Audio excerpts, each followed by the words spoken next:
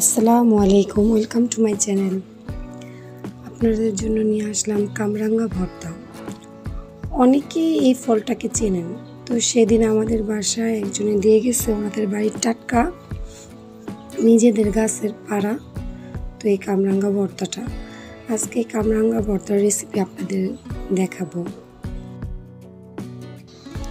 দেখুন, দেখতেও কত সুন্দর, একদম তরতাজা আর কত বড় বড় এক একটা সাইজের, মানে আমার কাছে খুবই ভালো লাগছে। তো এতগুলো কামরাঙ্গা ভর্তা করব না, কারণ অনেকগুলো হয়ে যাবে আর এগুলো প্রচুর টক, যে কারণে আমি 5টা নিছি।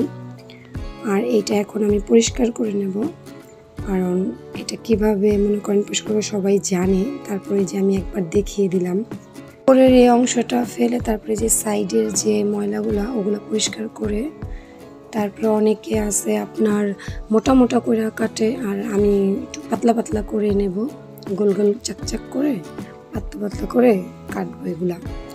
এই যে আমি দেখিয়ে দিচ্ছি এভাবে। তা আমি সবগুলো কেটেছি, কাটার পরে যে পরিমাণটা হয়েছে এতটুকু পরিমাণ হয়েছে, তো এতে আমার হবে। দেখছেন কত সুন্দর, মানে দেখলে মনে হইতেছে সব কাঁচাই খেয়ে ফেলাই। এমনিতেই কাঁচা, তারপরও মানে রান্না করার কোনো কিছু না, তাও মানে মনে হইতেছে এভাবেই ভর্তা বানানোর আগেই খেয়ে ফেলাই। তো যাই হোক, এখন আমি সামান্য লবণ দিলাম, সাদা লবণ। তারপর আমি কিছুটা বিট লবণ দিলাম পরিমাণ মতো। তারপরে এর সাথে অ্যাড করলাম আরও আপনার যে লাল গুঁড়া মরিচ আছে না, ওই লাল গুঁড়া মরিচ অল্পই দিয়েছি, কারণ আমার ছেলে মেয়ে আছে, ওরাও খাবে। তারপর দিয়ে দিলাম কিছুটা কাসুন্দ। তারপরে এগুলো আমি সব একসাথে ভালোভাবে হাত দিয়ে মাখাবো।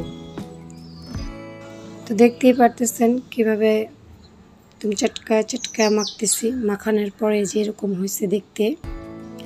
আর এই দেখেন আমি একটা উঠায় দেখাইতেছি, মানে একদম মশলা মশলা মাখা মাখা হয়েছে, খেতে খুবই মজা হয়েছে। তো অনেকে চাইলে চিনি দিতে পারেন, কিন্তু আমার কাছে চিনিটা বেশ একটা ভালো লাগে না। দেখতেই পারতেছেন আমার কামরাঙ্গার রেসিপি রেডি। টক ঝাল কামরাঙ্গার ভর্তা ভালো লাগলে অবশ্যই শেয়ার করবেন, সাবস্ক্রাইব করবেন, কমেন্ট করবেন। আল্লাহ হাফেজ।